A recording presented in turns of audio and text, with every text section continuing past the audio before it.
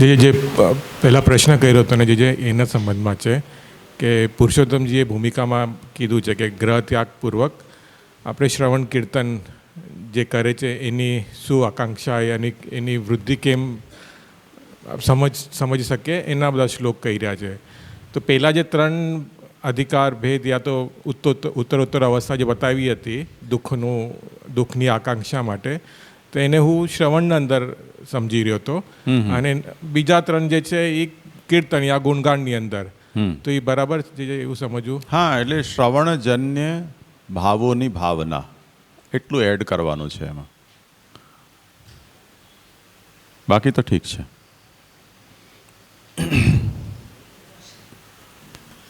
हाँ बोलो ना, फोन बंद कर देना सब अपना.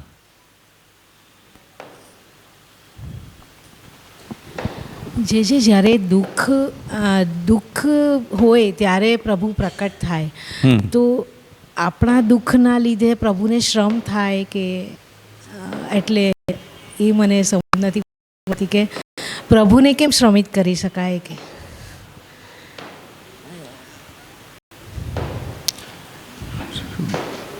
प्रभु के प्राकट्य की अभिलाषा होना या भगवत साक्षात्कार की अभिलाषा,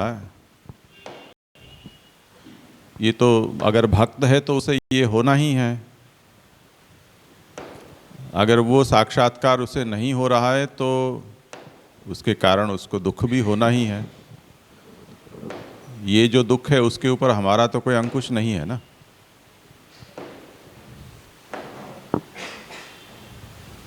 तो यह जो बात है वो भक्त जितना उसकी दुख की तीव्रता जितनी अधिक होगी उतनी प्रभु की कृपा उसके ऊपर शीघ्र होगी, ऐसा देखा गया है. पर ऐसा कोई नियम नहीं है. पर अक्सर देखा ये गया है. तो जिस प्रणाली से भगवान का प्राकट्य होता हो वो प्रणाली से ही जाने में भलाई है हमारी.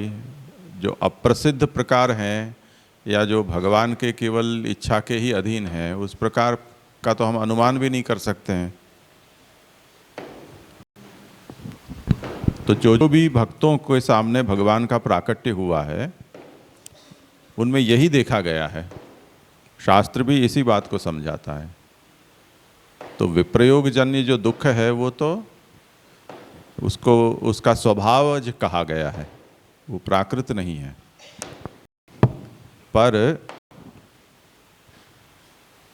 कई ऐसे लोग भी होते हैं जो इस बात को एक तरह से कृत्रिम रूप से लेना चाहते हैं. यानी वो दुख की सहज अनुभूति नहीं होती है या वो दुख सहजतया प्रकट नहीं होता है, पर उसका अभिनय करते हैं कि नहीं हमें देखो कीर्तन कर रहे हैं, आंसू नहीं आ रहे हैं तो आंख में बरास डाल डाल के आंसू के बूंद निकाल रहे हैं. ऐसे तो उस वृत्ति को कृत्रिमतया हमारे भीतर से पैदा करना, ऐसा इसका अभिप्राय नहीं है. वो फिर वो रुदन संप्रदाय हो जाता है.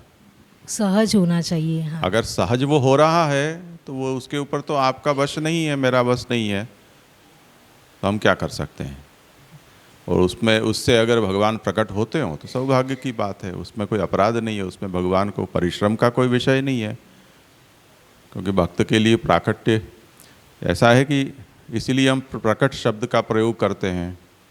भगवान को कहीं आना जाना नहीं है, सर्वत्र हैं, कहाँ हैं वहाँ प्रकट हो जाते हैं. तो उसमें तो कोई परिश्रम का प्रश्न नहीं है ना. अवतार काल में परिश्रम होता था भगवान को कि कुंती जी रो रहे हैं, पांडव रो रहे हैं, बचाओ बचाओ हो रहे हैं, और यहाँ से द्वारका से रथ लेकर दौड़े जा रहे हैं. वहाँ ये सोचा जा सकता है कि परिश्रम होता है, पर अन्यथा प्राकट्य में कोई परिश्रम थोड़ी है. और भक्त को देखकर या भक्त के पास जाकर भगवान को तो प्रसन्नता ही होती है. परिश्रम तो असुरों के संहार में होता है, या कोई योगी तपस्वी है उसको फलदान देने में परिश्रम होता होगा. सर्वनिर्णय में श्री महाप्रभु ने कहा है कि प्राकट्य कई तरह से होते हैं। तो कहीं प्रसन्नता से प्राकट्य होता है, कहीं उदासीनता से प्राकट्य होता है। अब वो इतना सालों से योग साधना करके बैठा है, सालों से वो तपस्यारत है, अगर नहीं होगा प्रकट तो मेरी बदनामी करेगा। तो ठीक है, ऐसे ही जाके एक बार औपचारिकता निभाए आओ। तो वहाँ उदासीनतया प्राकट्य है। भक्तों के सामने भगवान प्रसन्नता से प्रकट होते हैं, उसमें परिश्रम का कोई मुद्दा नहीं है। पर फिर भी अगर किसी को लगता है कि ठाकुर जी को परिश्रम हो रहा है हमको दर्शन देने में, तो सुखी रहो। तो नहीं, मुझे लगा कि स्व सुख के लिए ठाकुर जी को श्रम देना, ऐसे मैं सोच रही थी। ठीक है, और कोई विषय है? एक प्रश्न है सर। हाँ बोलिए। निरोधावस्था की जो चरमोत्कर्ष स्थिति है कि अब उसके बाद जीव की सामर्थ्य नहीं है कुछ और करने की, अब जो करेंगे प्रभु ही करेंगे। हमने अपनी सामर्थ्य से इस स्थिति तक खुद को पहुंचा दिया, अब प्रभु जो करेंगे। तब वहाँ प्रभु प्रकट होकर उसका जो भाव है उसकी पूर्ति करते हैं, दर्शन दिए। तो उस स्थिति में वो जीव क्या प्रभुमय हो जाता है, प्रभु में लीन हो जाता है, या पुनः वापस उस स्थिति में आवे कि प्रभु के अंतर ध्यान होने के बाद फिर से वापस शुरू हो तो कुछ भी सकता है। प्रक्रिया ये विषय की अब आगे चल ही रही है इसी में, ग्रंथ में। तो हम ग्रंथ के सहारे देखें, उसके बाद अगर कोई बात रहे तो आप बोलना, ठीक है ना। अभी वो विषय आगे चल रहा है। तो अभी 7वें श्लोक में हमने ये देखा कि भगवान की कृपा किस प्रकार से होती है और गुण कीर्तन से जन्य जो सुख होता है वो किस प्रकार से होता है। वो ये बताया कि भगवान अपने गुणगान करने वाले भक्त को जब क्लेश युक्त देखते हैं और उसके ऊपर जब कृपा युक्त होते हैं, तब अंतस्थित जो भगवान है, जो भक्त के भावों से भावित है, वो बाहर प्रकट हो जाते हैं। तो इस तरह से वो कृपा भगवान के प्राकट्य के रूप में वहाँ प्रकट हो जाती है, ऐसा समझो। और यही सुखकारी हो जाती है। सुख का भी यही प्रकर्ष है कि भगवान जिसके लिए गा रहे हैं, जिसके लिए नाच रहे हैं, वो हमारे सामने आ गया। तो इससे बड़ा सुख और क्या हो सकता है। अतः परम कीर्तयितृषु ततो विशेषम वक्तुम तथा तमाहु। अब इससे आगे जो 8वें श्लोक में महाप्रभु बताते हैं कि ये जो भगवान के गुण कीर्तन कर रहे हैं, उनमें इससे भी कुछ अधिक उसे प्राप्त होता है। 7वें श्लोक में वर्णित जो सदानंद हृदय में विराज रहे हैं, वो बाहर प्रकट हो जाएं, ये जो उसको फलानुभूति है, उस फलानुभूति से भी अधिक उसे कुछ प्राप्त होना है। वो क्या है? वो कहते हैं कि सर्वानंदमयस्यापि कृपानंदः सुदुर्लभः हृद्गतः स्वगुणान् श्रुत्वा पूर्ण प्लावयते जनान। भगवान सर्वानंदमय है। ऐसे सर्वानंद भगवान का भी कृपानंद सुदुर्लभ है, दुर्लभ में दुर्लभ है। तो दुर्लभ फल तो 7वें श्लोक में वर्णित हुआ, वो सदानंद का प्राकट्य। अब उस सदानंद का कृपानंद की प्राप्ति वो अब 8वें श्लोक में वर्णित है कि सर्वानंदमयस्यापि कृपानंदः सुदुर्लभः। यानी वो हृदगतः, भगवान जो हृदय में विराजे हुए हैं, वो अपने गुणों को गाते हुए जब वो सुनते हैं, तब गुणगान कर्ता को पूर्ण प्लावित कर देते हैं, उसको रस से भर देते हैं, भिगो देते हैं। इसका वर्णन करते हैं। कि उक्तरीत्या सर्वस्य सदानंद रूपस्य बहिप्राकट्ये जाता या सदानंदता, 7वें श्लोक में जिस तरह से बताई उस प्रकार से क्लेश युक्त जन के ऊपर कृपायुक्त जब भगवान होते हैं तब हृदयस्थ भगवान वो सर्व सदानंद बाहर प्रकट हो जाता है। ऐसे जो प्रकार से बहिप्राकट्य जिनका हुआ है और उसके कारण या सदानंदता, अब जो प्रकट हुए हैं तब वो भक्त भी सदानंद पूर्ण हो चुका है। तेन सर्वानंद प्रचुरस्यापि कृपाजनितो यह आनंद ससुतराम दुर्लभः। इस अवस्था पर जो पहुंचा है ऐसे के लिए भी वो सर्वानंद प्रचुर से भी कृपा जनित जो आनंद है वो तो सुदुर्लभ है, यानी सुतराम दुर्लभ है। अब ये देखो, कृपा में अधिकता है एक प्रकार की। कुतः, अब ये क्यों कहते हो, तो इत्याकांक्षायाम तस्य भगवद्दान हेतुकत्वम स्फुटीकुर्वन्ति। भगवान ने तो प्रकट हो गए, सदानंदता हो गई, वो जीवात्मा भी सदानंद पूर्ण हो गई।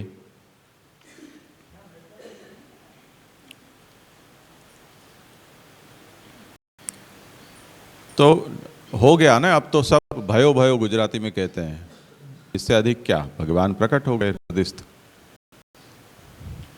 तो कि नहीं, इतना पर्याप्त नहीं है। क्यों भगवान उससे अधिक देते हैं, तो कहते हैं कि हृदगत स्वगुणान श्रुत्वा, हृदय तो भगवान कीर्त्यमानान स्वगुणान श्रुत्वा, हृदय में स्थित जो भगवान है वो बैठे बैठे उनके कीर्तन जो भक्त कर रहा है उसे सुनते हैं। उसे सुनकर पूर्णः बहुधा निविष्टः, बहुत प्रकार से निविष्ट होते हैं। पूर्ण पद के दो अर्थ बताते हैं, एक तो बहुधा निविष्टः और दूसरा कृपा पदस्य पूर्वम उक्तत्वात् कृपया वा पूर्णः सन। भगवान कृपा पूर्ण हो जाते हैं। एक सामान्य कृपा है और एक कृपा से लबालब भर जाना। जैसे मुझे याद है जब केशोद में धर्म सभा हुई थी, पुष्टि सिद्धांत चर्चा सभा के बाद, भक्तिवर्धिनी और सिद्धांत वचनावली को लेकर, शायद 1992 में, तो वहाँ पर वैष्णव समुदाय, बहुत गांव के गांव वैष्णव हैं, तो जो मैदान में वो आयोजन हुआ था वहाँ सब वैष्णव समय से पहले आ जाते थे। किसान लोगों का समय बंधा हुआ होता है, वो शाम के समय बिजली देती है सरकार, तो पानी वानी देने के लिए जाना पड़ता है। तो धर्म सभा का जो समय होता था वो 3 साढ़े 3 बजे से होता था, पर किसान लोगों का तो जीवन क्रम बड़ा अलग होता है, ठाकुर जी की जैसी दिनचर्या होती है वैसी। तो वो सुबह 7-8 बजे तो भोजन करके खेत में चले जाते हैं और 3 बजे सभा के लिए आ जाते थे। तो हमसे पहले वो तैयार होकर बैठे होते थे। अब आने के पर करें क्या, अभी हम लोग तो वाम कुक्षी करके अभी उठे भी नहीं होते थे और वहाँ 5000 आदमी बैठा हुआ है। फिर वो गाते, आवो श्री वल्लभ आवो श्री विठ्ठल पढ़्यू तमारू काम रे, ऐसा गाते। वो इतने जोर जोर से गाते कि हमारी सबकी नींद उड़ जाती कि अब तो कृपा पूर्ण होके प्रकट होना ही पड़ेगा। तो हृदगत स्वगुणान श्रुत्वा पूर्ण प्लावयते जनान। किसी ने तिलक किया नहीं किया, किसी ने बाल बनाए नहीं बनाए, ढंग से उपरना है नहीं, अब तो चिल्ला रहे हैं तो पहुंच जाओ जैसे हो जो स्थिति में। तो वो यहाँ उस आशय से कहते हैं कि हृदयस्थो भगवान कीर्तिमानान स्वगुणान श्रुत्वा पूर्ण हो जाते हैं, भर जाते हैं वो, यानी कृपा से पूर्ण हो जाते हैं। और ऐसे होकर स्वकीयान जनान, जो अपना स्वकीय जन है, उनको प्लावयते। अंतर्बहि ही रस व्याप्तान करोति, भीतर से और बाहर से उसको रस से भिगो देते हैं, भर देते हैं। जैसे रसगुल्ला होता है या ऐसी छुट्टी रसिक वाली बूंदी या जलेबी होती है, भीतर भी होता है बाहर भी होता है, चम्मच से भी पी लो अंदर से भी ले लो, उस तरह से पूर्ण प्लावयते, भीतर और बाहर उसको रसपूर्ण कर देता है। ये देखो कृपानंद है, सर्वानंद और उसका कृपानंद, उसमें ये अंतर है। अब इसे भी तात्पर्य से समझना है। जैसे किसी ने कहा कि आना, हम गए, घंटी बजाई, उसने खोला आओ आओ आओ, नहीं इतना समय नहीं है, आप बैठो तो सही, नहीं नहीं इतना समय नहीं है, चप्पल पहने पहने ही बस मुंह दिखाने आए थे और निकल गए। आ तो गए ना, वचन निभा दिया हमने। ये एक प्रकार है। और दूसरा, सामान बिस्तरा पोटला लेके ही पहुंच गए और जब तक वो निकाले नहीं तब तक जाएंगे नहीं, इस तरह से। तो पूर्ण प्लावयते जनान, इस तरह से ये उस कृपा की एक अधिकता है। तो अत्र श्रुत्वा इति पदाद गुणानाम कीर्तिमानत्वम आर्थिकम, यहाँ हृदय में जो भगवान विराज रहे हैं वो अपने गुणों को सुनकर,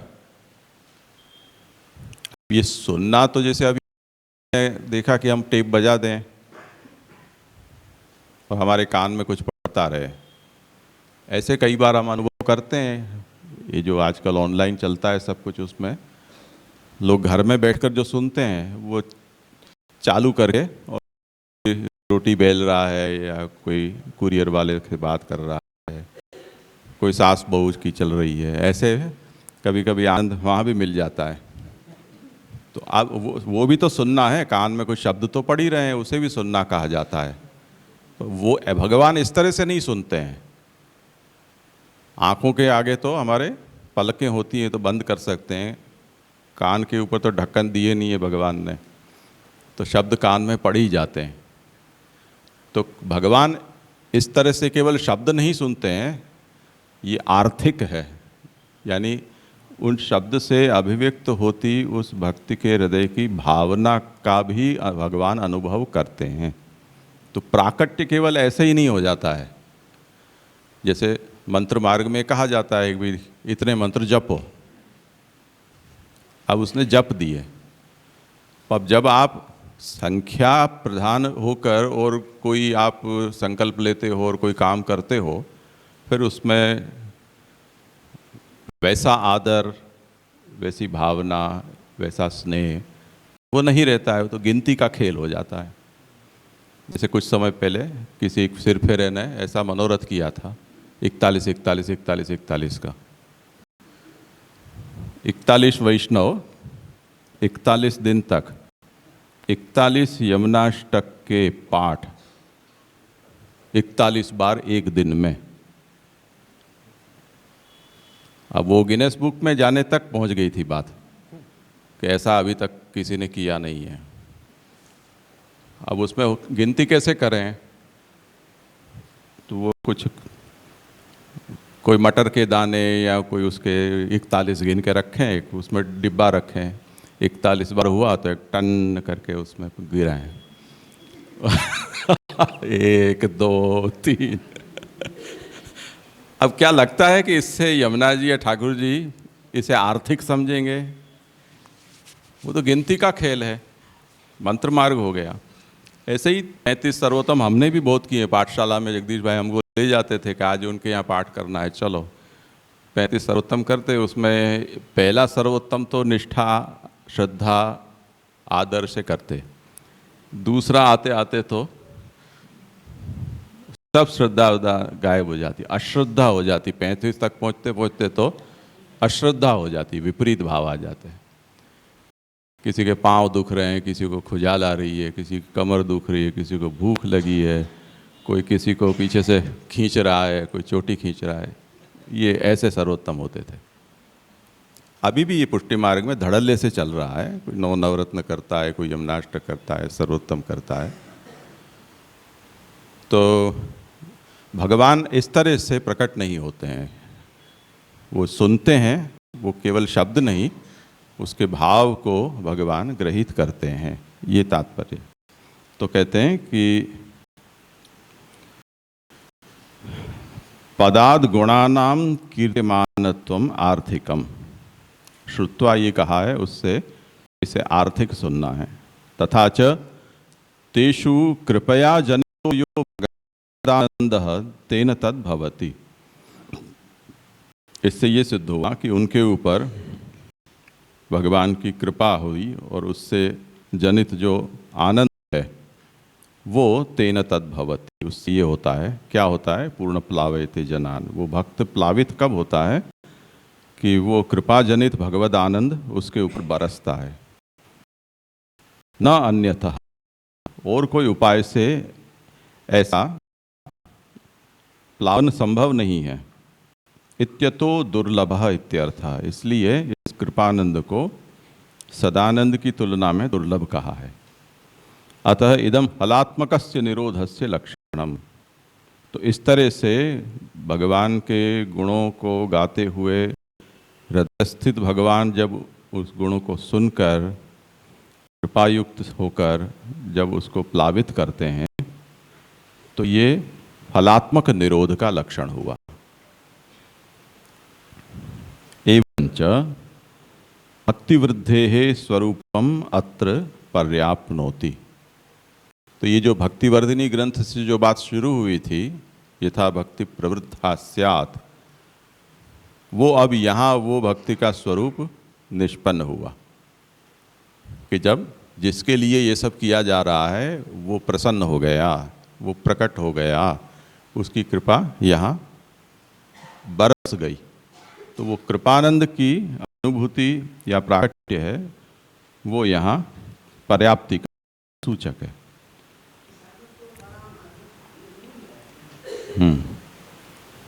तेन पूर्वोक्तेषु त्यागकर्तृषु साधनांश तौल्येपि छंदतः उभया विरोधाद् इति न्यायेन यत्र भगवतः तत्कर्तृक स्वगुणगान कीर्तनयोः श्रवणेच्छा तेषां गुणगानादौ प्रवृत्तिः यत्र च सा न तेषां भावना मात्र एव प्रवृत्तिः इति मुख्याधिकारीषु व्यवस्था बुद्ध्या।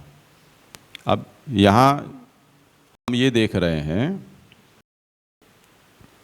कि ये सब बातें 8 श्लोक तक जो भी कही जा रही हैं वो भक्तिवर्धिनी में कहे गए अनुसार जिसका भाव व्यसन पर्यंत बढ़ चुका है, उसके बाद उसने विरहानुभवात् त्याग किया है, उसके बाद श्रवणजन्य भावना वो जो कर रहा है उसके कारण उसके भीतर विभिन्न प्रकार की आशंसाएं प्रकट हुई हैं, उसका अधिकार उत्तरोत्तर बढ़ा है। दूसरा, वही विरही त्यागी भगवान के गुणगान करते हुए यहाँ तक पहुँचा है। इन सब में साधन की तुल्यता दिखाई देती है, यानी त्याग सब में समान है, व्यसन भाव की सिद्धि सब में समान है। यदि हम भावना कहें तो भावना में तीनों तीन समान हैं, इसी तरह गुणगान में भी ये तीनों तीन कक्षा वाले हैं, वो समान है, गुणगान तो कर ही रहे हैं। तो ये आज्ञा करते हैं कि ऐसा होने पर फल भी सबको समान ही मिलना चाहिए, ये अपेक्षा है। देखो कि पूर्वोक्तेषु त्याग कर्तृषु साधनांश तौल्येपि, त्याग करने वालों में जो साधनांश है उनकी तुल्यता है। तब भगवत, क्योंकि जिसने भगवत विरहानुभवार्थ त्याग किया है वो अपनी इच्छा से, क्या ये संकल्प से ये करता है?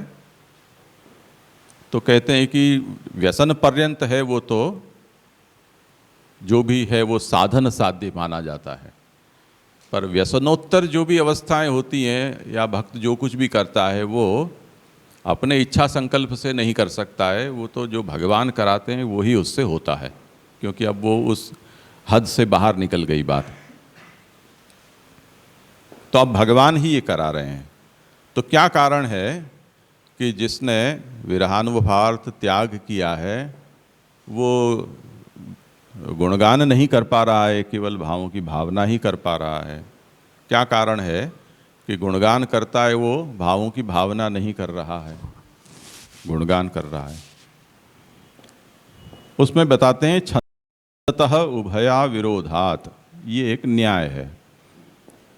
और उस न्याय का तात्पर्य ये है कि जहाँ पर दो विषयों में समानता हो जाए उसमें आपकी इच्छा का स्वातंत्र्य होता है, आप जो चाहो सो कर सकते हो। आपके पास दो समान विकल्प दिए जाएं तब फिर किसी एक ही विकल्प को चुनना ऐसा कोई नियम नहीं है, उसमें गौण मुख्यता का कोई तात्पर्य नहीं होता है। इसी तरह जब साधन में तुल्यता है, विरहानुभवार्थ त्याग है, व्यसन सिद्ध है, द्विबीज भाव की दृढ़ता है, तब फिर भगवान ही ये निर्धारित करते हैं। उसी के कारण कोई भक्त गुणगान न करके केवल श्रवणजन्य भावों की भावना ही कर पाता है, गुणगान नहीं कर पाता है। और कोई भक्त जो भगवान ऐसी इच्छा करते हैं तो वो गुणगान भी कर पाते हैं। इसलिए मुख्याधिकारीषु व्यवस्था बोध्या, इस तरह से यहाँ हमें ये समझना है कि ये भगवतः तत्कर्तृक स्वगुणगान कीर्तनयो श्रवणेच्छा तेषाम गुणगानाद प्रवृत्ति, ये भगवान के द्वारा किया गया ये सब खेल है, ये भगवान की लीला है या भगवान के द्वारा प्रदत्त सामर्थ्य या साधनाचरण है, ऐसा समझना चाहिए। तो भगवान जिसके विषय में ये चाहते हैं कि यत्र च सा न तेषाम भावना मात्र एव प्रवृत्ति, भगवान ये चाहते हैं कि ये मेरा गुणगान न करे, केवल भावों की भावना करे, तो वो भक्त उतना ही कर पाता है। इस तरह से यहाँ ये जो मुख्याधिकारी हैं उनमें इसकी व्यवस्था समझनी चाहिए। एतेन कृपा परीक्षण प्रकारः उक्तः, इस तरह से किसके ऊपर कितनी कैसी कृपा हुई है उसके परीक्षण का प्रकार भी हमें अब समझ लेना है। हाँ,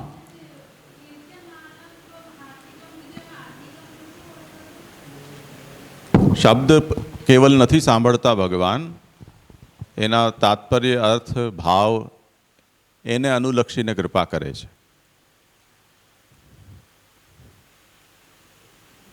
एवं हाँ, ये जो न्याय बताया ना आपने, छंदता उभय अविरोधी, तो उसमें अब भगवान के हाथ में है बात पूरी। हाँ। तो यानी फिर अभी जो आगे जिस तरह हम समझे अपन कि भाई उत्तरोत्तर अधिकांश निरोध की अवस्था उत्कर्ष हो रही है, पर अब यहाँ आके तो फिर ऐसा हो गया कि भाई भगवान चाहे तो श्रवण से या भावन से या गुणगान से उनको जो भी फल हो वो फल भी मुख्य फल हो सकता है। तो ऐसा ही समझना ना, ऐसा ही पुरुषोत्तम जी कह रहे हैं ना, क्योंकि त्याग और साधन एक ही है, त्याग भी एक है साधन भी एक है, तो फल में तो क्यों डिफरेंस आ गया, वो एक शंका उठाई। नहीं देखो, ये जो भावना है और गुणगान है ये दोनों भी साधन ही हैं।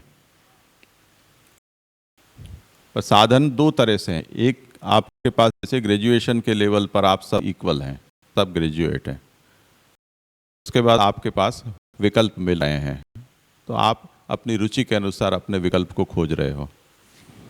तो यहाँ कोई भक्त है जो त्यागी है और विरही है, वो क्यों श्रवण कीर्तन आदि यानी गुणगान नहीं कर पा रहा है और केवल भावों की भावना कर रहा है? इसमें क्या उसका संकल्प नियामक है, उसकी चॉइस है? तो पुरुषोत्तम चरण कहते हैं कि नहीं, ऐसा नहीं है, क्योंकि व्यसन की सिद्धि होती है वो साधन साध्य मानी जाती है, व्यसनोत्तर जो होता है वो भगवत कृपा साध्य होता है।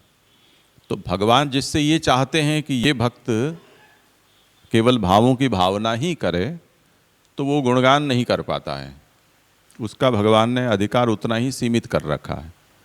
और जिसके विषय में भगवान ये चाहते हैं कि नहीं ये केवल भावों की भावना न करे पर गुण कीर्तन करे, तो वो कर पाता है।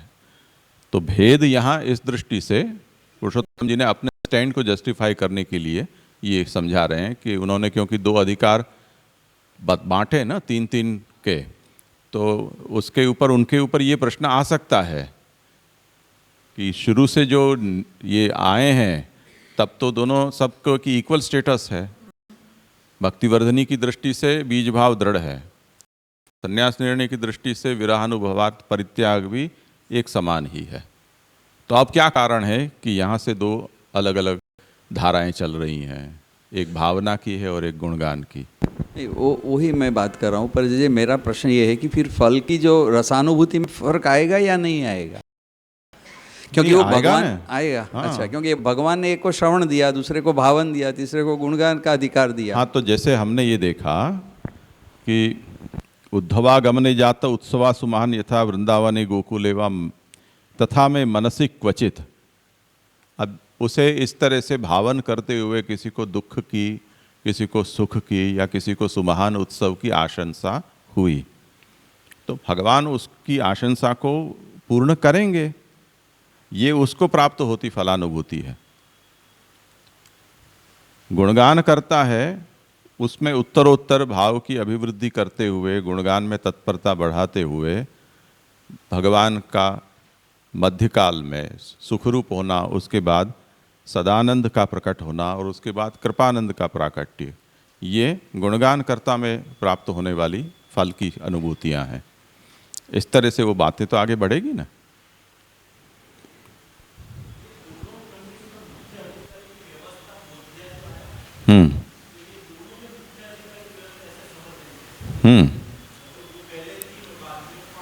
हाँ,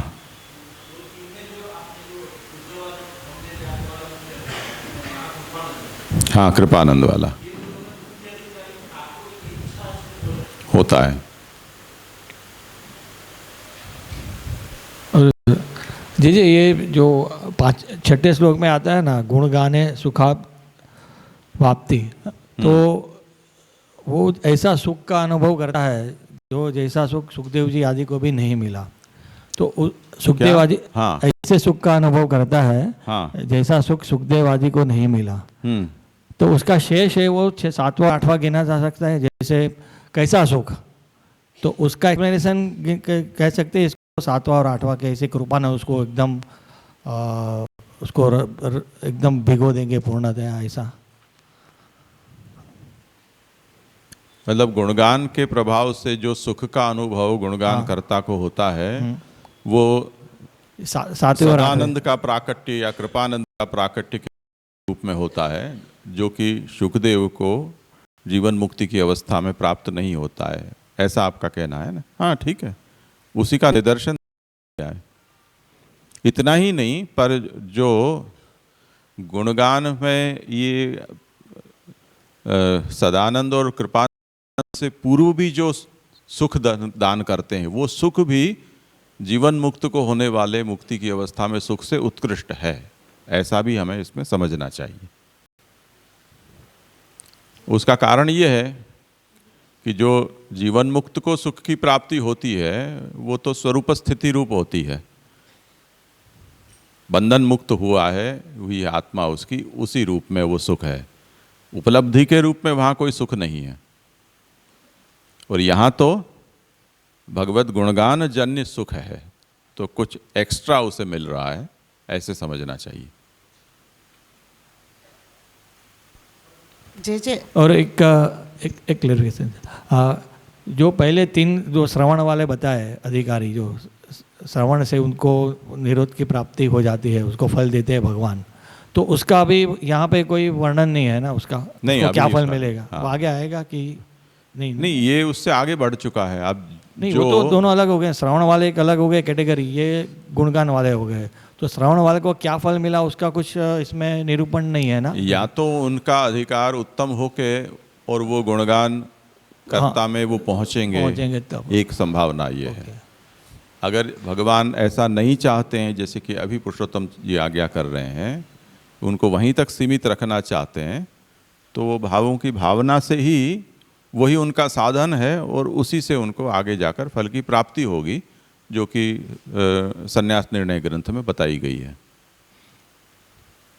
वो वहाँ तक वो सीमित रहेंगे।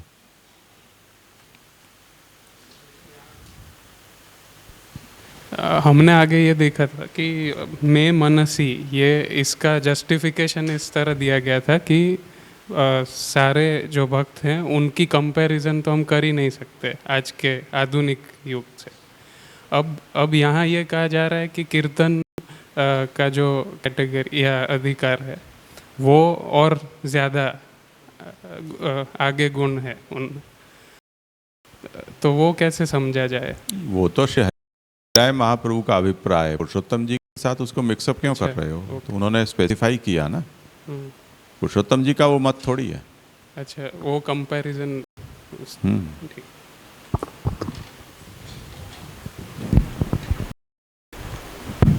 धन्यवाद जय जय।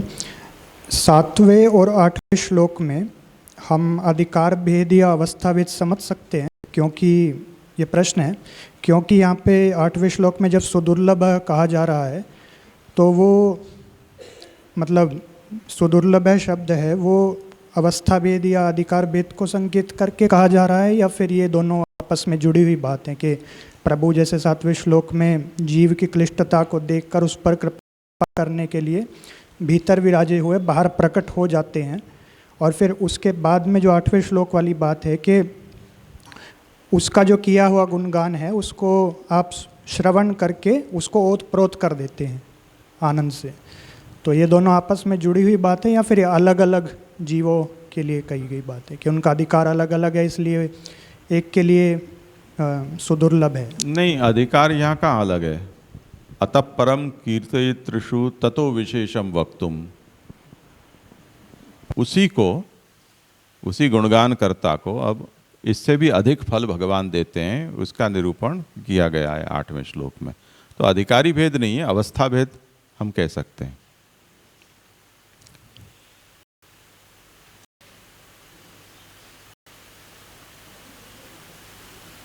हाँ, एवं नानाविधस्य निरोधस्य लक्षणानि उक्त्वा तत्र साधनम उपदिशन्ति। विभिन्न प्रकार के निरोध के लक्षणों को कहकर अब हमें ये जिज्ञासा हो कि करना क्या है,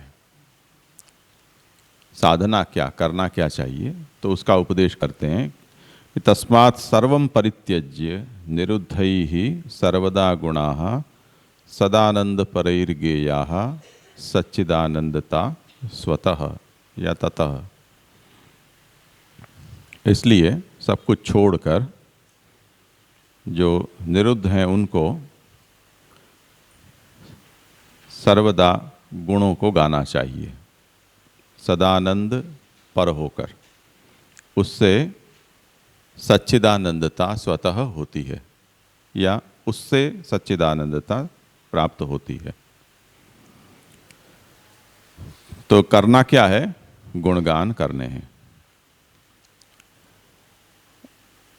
व्याख्या करते हैं, यस्माद् भावनापेक्षयापि भगवान गुणगानेन अधिकम प्रसीदति। भावना की तुलना में गुणगान से भगवान अधिक प्रसन्न होते हैं। तस्मात्, इसलिए सर्वम परित्यज्य, सब कुछ छोड़कर भक्ति मार्ग रीत्या प्रेमणा, भक्ति मार्ग की रीति से प्रेम से सर्वम ग्रहादिकम सवासनम त्यक्त्वा, सब छोड़कर यानी घर आदि का वासना सहित त्याग करके जो निरुद्ध हैं ऐसे, यानी प्रपंच विस्मृति पूर्वक भगवदासक्ति युक्त ही, जो भक्त निरुद्ध हो चुके हैं, प्रपंच की जिनको विस्मृति हो चुकी है और जिनको भगवान में अनन्य आसक्ति हो चुकी है, उनको सदानंद परैहि, सदानंद पर होकर, यानी हृदयस्थ लीला सृष्ट्यैकतानैहि, हृदयस्थ लीला सृष्ट्यैकतानैहि, हृदय में स्थित जो लीला है, लीला सृष्टि, उसी में उसको एकतान होना है। उसे सर्वदा अभीक्ष्णम काला विच्छेदेन वा, उसे सर्वदा गुणगान गाने हैं। सर्वदा का मतलब है काला विच्छेदेन, एक क्षण भी रुके बिना, निरंतर सतत। गुणाः गेयाः गान विषयी कार्याः, गुणों का गान करना है। तत्र, तो ये सिद्ध हुआ कि उसे अब भगवान के गुणगान करने हैं। तत्र अवांतर फलम आहु, इसमें जो गुणगान करेगा उससे क्या उसको लाभ होगा, लाभ यानी प्राप्ति, तो कहते हैं सच्चिदानंदता स्वतः। स्वतः मतलब यदृच्छातः गुणगानातिरिक्त साधनम विनैव, उसे स्वतः सच्चिदानंदता प्राप्त होगी। स्वतः का मतलब है भगवद इच्छा से, यानी गुणगान से अतिरिक्त और कोई साधन किए बिना ये सच्चिदानंदता की प्राप्ति के लिए गुणगान के अतिरिक्त और कोई साधन उसे करने नहीं है। इस प्रकार की सच्चिदानंदता उसे होगी, यानी अक्षर ब्रह्मता भवति। तात्पर्य है जीवात्मा में सच्चित तो है ही, आनंद तिरोहित है, वो तिरोहित आनंद गुणगान के प्रभाव से प्रकट हो जाएगा, तो वो सच्चिदानंद हो जाएगा। ततः इति पाठे गुणगानादेव इत्यर्थो बोध्यः। ततः सच्चिदानंदता, ऐसा अगर पाठ हो तो ऐसा करने से, यानी गुणगान आदि करने से सच्चिदानंदता होगी, ऐसा अर्थ होता है। एतेन गुणगातुः स्वावस्था परीक्षण प्रकारश्च उक्तः। अब जो गुणगान कर रहा है वो थर्मोमीटर लगाकर देख ले आनंद प्रकट हुआ कि नहीं, तो ये उसके परीक्षण का प्रकार भी यहाँ साथ साथ बता दिया। एवंच सिद्धांत मुक्तावल्याम ततः संसार दुःखस्य निवृत्तिर्ब्रह्मबोधनम इत्यनेन यद अवांतर फलम उक्तम तद ईदृशानामेव भवति इति बोधितम। इससे ये भी समझ में आना चाहिए कि सिद्धांत मुक्तावली ग्रंथ में ये कहा है कि जो तनुवित्तजा सेवा परायण होता है उसकी सेवा जब फलात्मिका चेतस तत्प्रवणात्मिका हो जाती है तो उससे उसके संसार दुख उसके निवृत्त हो जाते हैं और ब्रह्मबोध भी सिद्ध हो जाता है। ऐसा वहाँ पर भगवत सेवा के अवांतर फल के रूप में 2 अवांतर फल बताएं, संसार दुख की निवृत्ति और ब्रह्मबोध। इस तरह का फल है वो इस प्रकार के अधिकार होने पर ही प्राप्त होता है, ये समझना चाहिए। कुछ बेवकूफ़ों ने ये अवांतर फल सिद्धांत मुक्तावली के की व्याख्या ऐसे की कि वही तनुवित्तजा नहीं तनुजा वित्तजा है, तो एक तनुजा यदि केवल करेगा तो उसको ये फल मिलेगा, वित्तजा करेगा तो उसका ये फल मिलेगा, अवांतर फल। दोनों करेंगे तो मानसी मिलेंगे ऐसा तो ऐसी भी व्याख्या करने वाले लोग हैं। पुरुषोत्तम जी जो आज्ञा करते हैं उसे हमें समझना चाहिए कि ये किस कक्षा की बात है। ये जिससे निरोध सिद्ध हो चुका है उसकी ये कथा है, उसको प्राप्त होने वाला ये अवांतर फल है। उसमें केवल तनुजा करने वाला देवलक होता है, केवल वित्तजा करने वाला तो अहंकारी होता है। उनको तो भक्ति मार्ग क्या, कोई कर्म मार्ग का फल प्राप्त होने की भी कोई संभावना नहीं है, उसे तो अधपतन ही उसका फल है। तो कहीं की रोड़ी कहीं का रोड़ा, भानुमति ने कुनबा जोड़ा, उस तरह से ये कुछ बना दिया है उन्होंने। एवं त्यागेषु मुख्याधिकारिणाम यादरग निरोधस्य सिद्धि तत्स्वरूपम उक्त्वा तत्र स्वानुभवम अग्रिम सिद्ध्यर्थम प्रमाणयन्तः तद वर्णन प्रयोजनम आहुः अहम इत्यादि। इस प्रकार से जो त्यागी हैं, जो मुख्याधिकारी हैं, उनको जिस प्रकार के निरोध की सिद्धि होती है उसका स्वरूप अभी तक समझाया। उसमें स्वानुभवम, अब महाप्रभु अपने स्वयं को निरोध की सिद्धि किस प्रकार से हुई वो अपना अनुभव बता रहे हैं। अग्रिम सिद्ध्यर्थम, यानी कि इस ग्रंथ में अब आगे जो कहा जाएगा हम जैसे लोगों के लिए, आधुनिक जीवों के लिए, उनके लिए प्रमाणयन्तः तद वर्णन प्रयोजनम आहुः।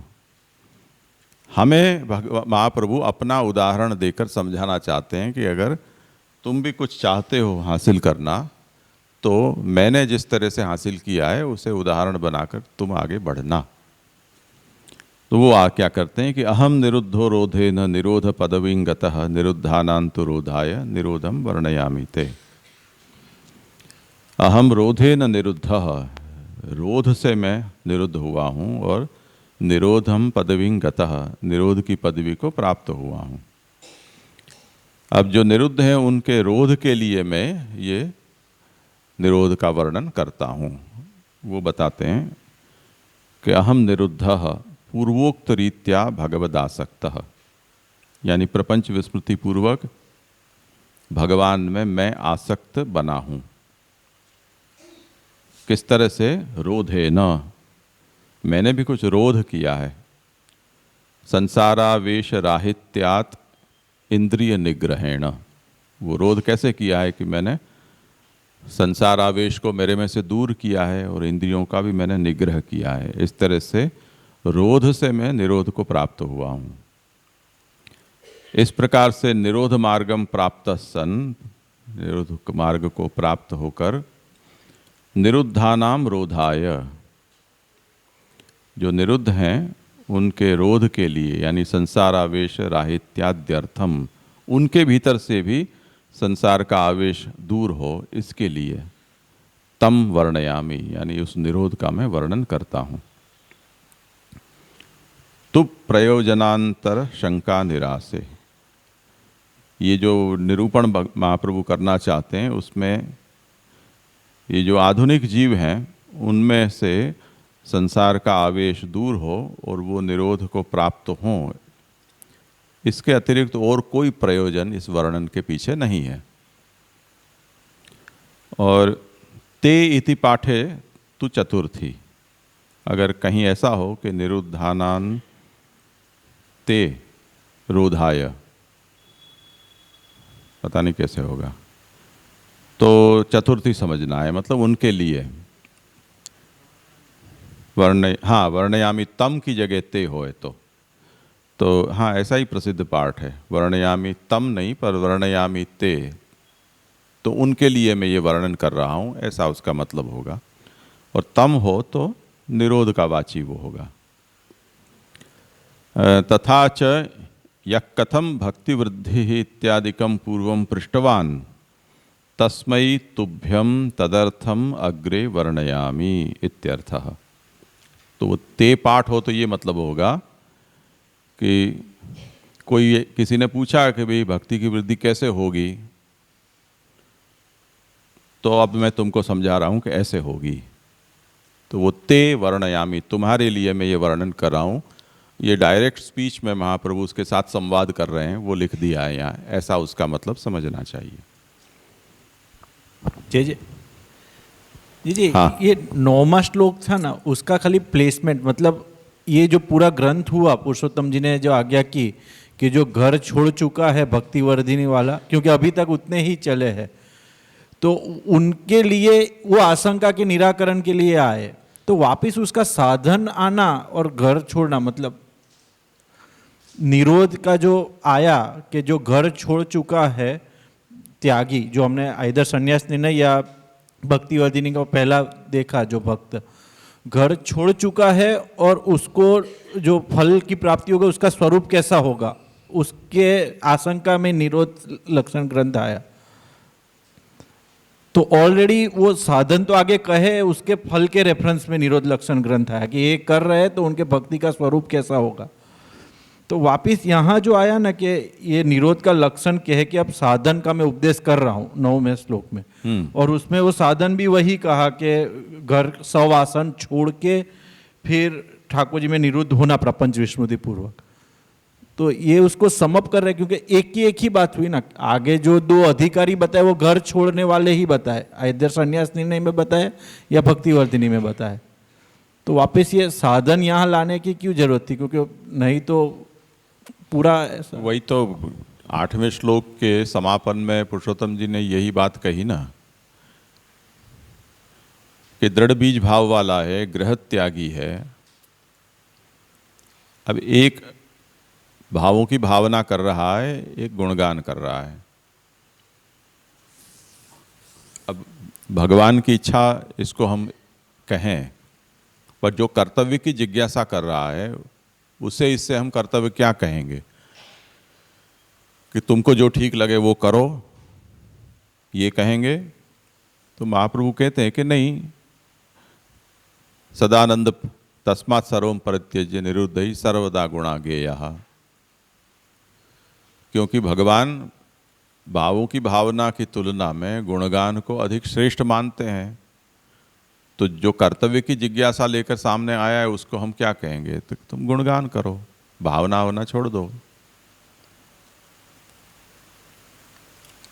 तो कर्तव्य लक्षण मुख से किसी बात को कहना और उपदेश मुख से किसी बात को कहना, ये दोनों अलग है ना।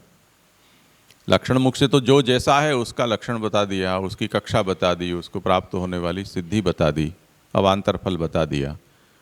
अब मुझे क्या करना है ये कोई पूछेगा तो?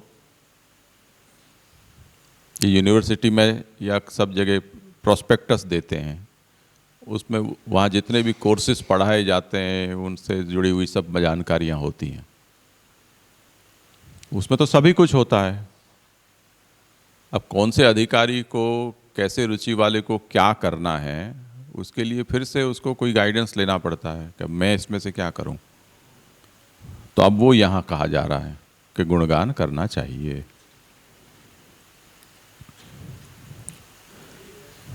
हाँ,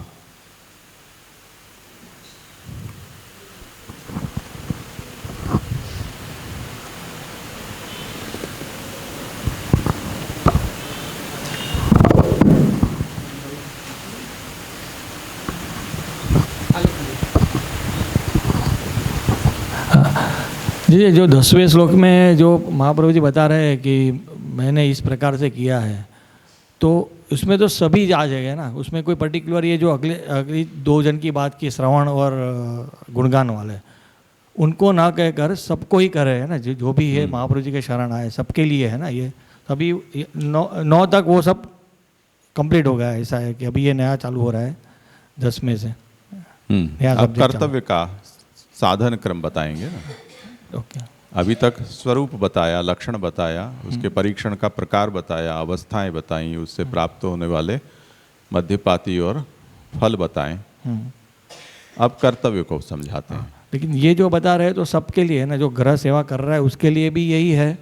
क्या? और ये जो अभी बताया ना कि मैंने जैसे किया है इंद्रिय को निग्रह करके सब, हाँ, तो 10वें श्लोक में बताया है ना। नहीं, वो ये साधन तो की बात है। ये ऐसी बात है कि ये अपनी योग्यता बता रहे हैं।